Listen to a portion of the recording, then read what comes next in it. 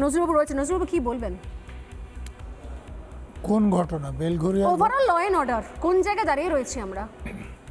দেখুন, আপনি যদি বারুইপুরের ঘটনা ধরেন, তো কোনো রাজনৈতিক দল করা আমাদের দেশের আইন অনুসারে অপরাধ নয়। তো এর আগে এক রাজনৈতিক দলের লোক অন্য রাজনৈতিক দলের লোককে কখনো কখনো খুন করত। আমরা কিছুদিন থেকে দেখছি যে শাসক দলের লোকেরাই শাসক দলের লোকদেরকে খুন করছে। কিন্তু আজকে আপনারা যেটা দেখাচ্ছেন যে শুধু শাসক দল নয়, একজন বাবা তার ছেলেকে খুন করছে, একজন দাদা তার ভাইকে খুন করছে। আমরা এর আগে দেখেছিলাম যে শাসক বিরোধীকে খুন করছে, আমরা দেখেছি শাসক শাসকের উল্টো লবিকে খুন করছে।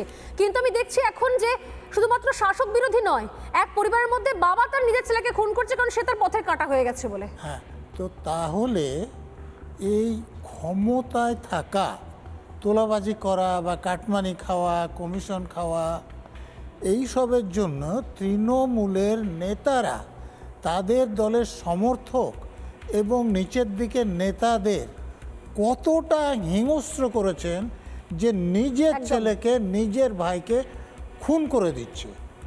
এই পরিপ্রেক্ষিতে যে একটা কথা মনে রাখতে হবে যে দেখুন, যে কারণে খুন সেটা তো আপনি শুনলেন যে ওই বুথে শাসক দলের ভোট কম পড়েছে এবং ভোটটা যার জন্য কম পড়েছে তাকে রাখলে পরের ভোটেও ভোট কম পড়বে, অতএব ভোট বাড়ানোর জন্য তাকে সরিয়ে দিতে হবে। তো এইটা যদি দর্শন হয় তাহলে তো বিপজ্জনক কথা। আমি 2 নম্বর যে কথাটা বলবো যে এটা মার্ডার কেস, জঘন্য অপরাধ, কিন্তু যারা মারছে ভিডিওতে দেখা যাচ্ছে বাবা দাদা উপস্থিত আছে, তাদেরকে অ্যারেস্ট করা হয়েছে। কিন্তু যে লোকেরা হত্যা করছেন তারা তো পরিচিত লোক, পুলিশ তাদের। কি নাম বলেন দুজনের? সূর্য মণ্ডল আর অমিত এলিন। অমিত এলি, অমিত এলিন আর সূর্য মণ্ডল। অমিত এলিন সূর্য মণ্ডল এখন তৃণমূল নেতা এলাকার পুলিশ উৎসব করেছে আমাদের কর্মীকে মেরে। কার নির্দেশে করেছে স্যার প্লিজ? এরা কি শাসক দলের গুরুত্বপূর্ণ নেতা বলে পুলিশ এদেরকে গ্রেপ্তার করতে পারছে না? যেরকম করে মধ্যমগ্রামে আপনারা দেখেছেন সমরেশ চক্রবর্তী গ্রেপ্তার করেনি, সারেন্ডার করে বেল নিয়ে নিয়েছে, বেল অপোজও করেনি।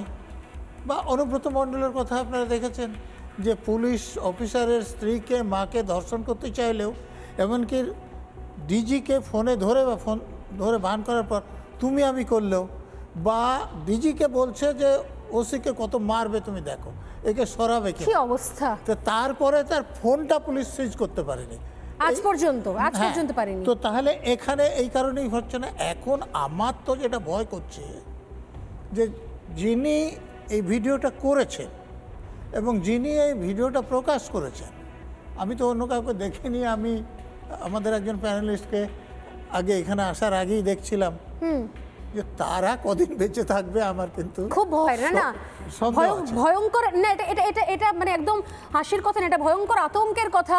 আমি আমার বাংলার সেই বোনটির জন্য সত্যি সত্যি চিন্তিত। এবং যদি আজকে এই শো যারা দেখছেন তারাও নজরে রাখুন, দরকার হলে আজকের দিন আজকের তারিখ নোট করে রাখুন। যদি এই ঘটনায় যে মেয়েটি ভিডিওটি করেছেন যদি তার এক বিন্দু কোনো আঁচড় লাগে তাহলে যেন গোটা পশ্চিমবঙ্গ উত্তাল হয়ে যেতে পারে, সেই জন্য মানসিক প্রস্তুতি রাখুন। নানা ধরনের কন্টেন্ট দেখার জন্য লাইক করুন, শেয়ার করুন আমাদের ফেসবুক পেজ, সাবস্ক্রাইব করুন আমাদের ইউটিউব চ্যানেল। পাশাপাশি অন্যান্য ব্রেকিং নিউজের জন্য অবশ্যই চোখ রাখুন রিপাবলিক বাংলায়।